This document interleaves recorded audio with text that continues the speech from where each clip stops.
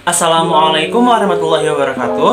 Perkenalkan, saya Arfan Faisal dari kelas 11 MIPA 1. Di sini saya akan membuat video tentang observasi atau pengamatan mengenai makanan internasional yang ada di lingkungan sekitar saya. Berikut adalah videonya. Yang pertama, bukti observasi. Berikut ini adalah bukti di mana saya melakukan observasi.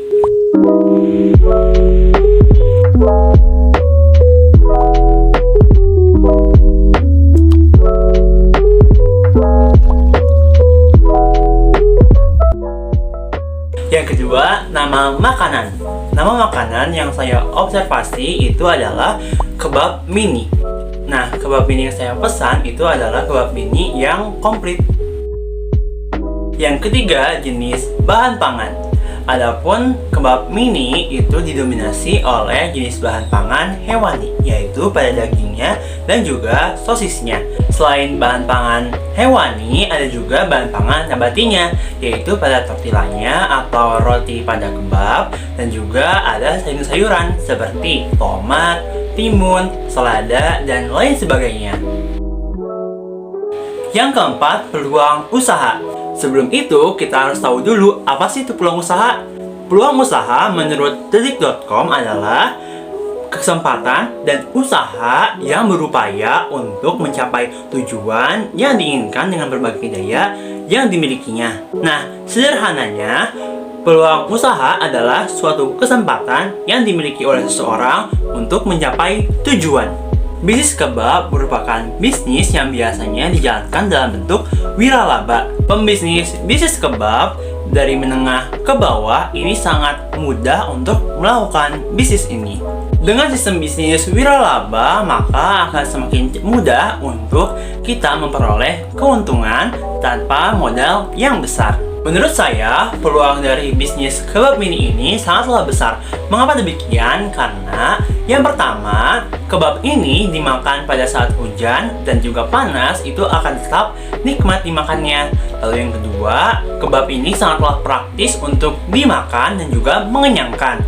Yang ketiga, karena harga dari kebab mini ini sangatlah terjangkau, yaitu mulai dari 5.000 sampai dengan 15.000. Walaupun kebab mini itu adalah modifikasi atau inovasi dari kebab Turki, tapi kebab mini ini sangatlah diminati oleh banyak masyarakat.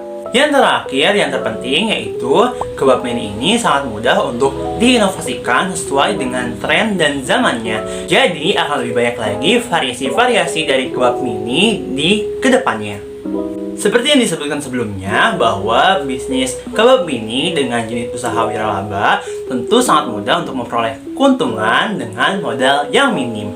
Adapun analisis bisnis kebab menurut Maxindo, yaitu yang pertama ada investasinya, ada kompor, tabung gas, wajan, panci, peralatan masak lainnya, peralatan dapur dan peralatan makan, meja juga kursi, itu membutuhkan sekitar 1.550.000. Lalu pengeluarannya untuk bahan baku dan pendukung, lalu ada operasional termasuk gaji karyawan dan juga sewa tempat dan juga penyusutan. 22% investasi itu mencapai 6.400.000. Nah, pemasukan dari kebab ini per hari rata-rata 25 porsi dikali 10.000 per porsi. Nah, ini sama dengan 250.000. Lalu penjualan rata-rata kebab per bulannya kira-kira 25 porsi dikalikan 10.000 per porsi dikali 30 hari. Maka totalnya adalah 7.500.000. Nah, keuntungan dari bisnis kebab per bulan yaitu dari total pemasukan dan juga total pengeluaran dikurangi total pengeluaran, yaitu 7.500.000 dikurangi dengan 6.400.000 sama dengan 1.100.000.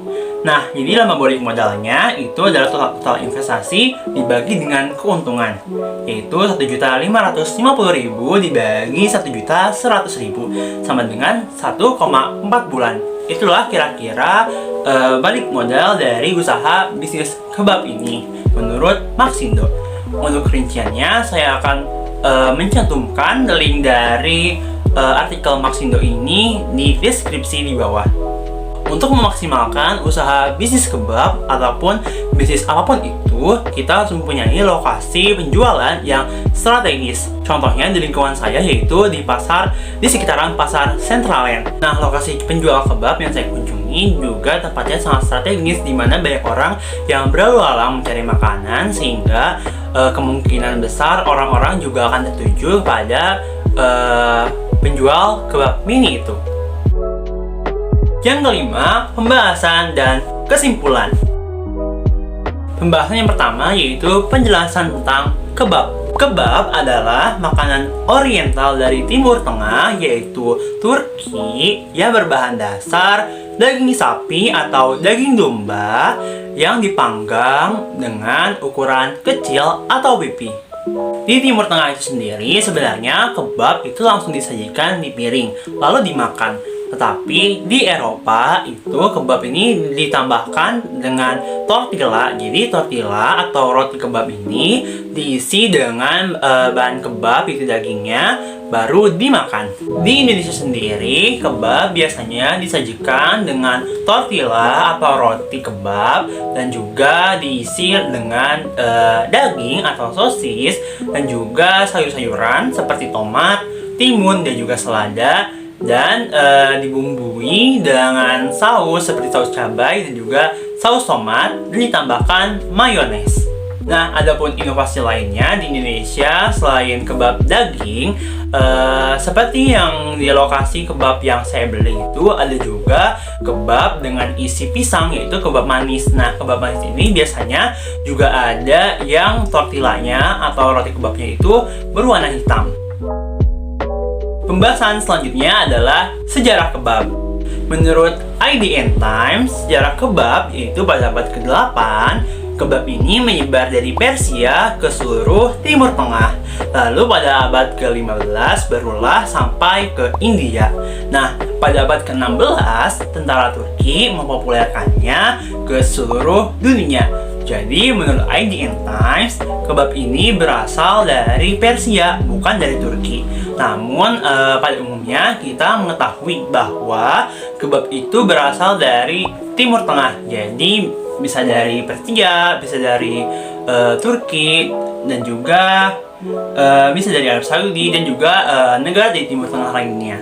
Nama kebab ini konon katanya berasal dari diksi Persia, yaitu kabab, yang artinya makanan yang ditusuk dan juga dipanggang. Jadi nama kebab ini kalau di Indonesia dengan lihat dari cara pembuatannya, cara masaknya, dan juga penyajiannya, kebab itu malahan seperti sate, bukan seperti kebab yang kita kenal pada umumnya.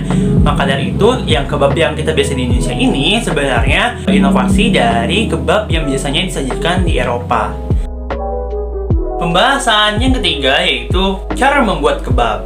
Adapun bahan-bahan dari kebab ini yang saya observasi pada waktu itu adalah, yang pertama ada tortilla, yang kedua ada frozen beef atau daging yang sudah dibukukan yang biasanya di supermarket, yang ketiga ada sosis, yang keempat ada sayur-sayuran seperti selada, tomat, dan juga timun, yang kelima ada saus-saus seperti saus tomat dan juga saus cabai, lalu yang keenam ada mayones, yang ketujuh ada margarin, yang kedelapan ada bumbu-bumbunya seperti lada dan juga garam. Untuk alat-alatnya yaitu ada wajan atau pemanggang, lalu ada kompor, ada gas dan juga pisau, dan juga ada alat-alat lainnya yang tidak bisa saya sebutkan. Cara membuatnya yaitu, yang pertama, oleskan wajan atau pemanggang dengan margarin.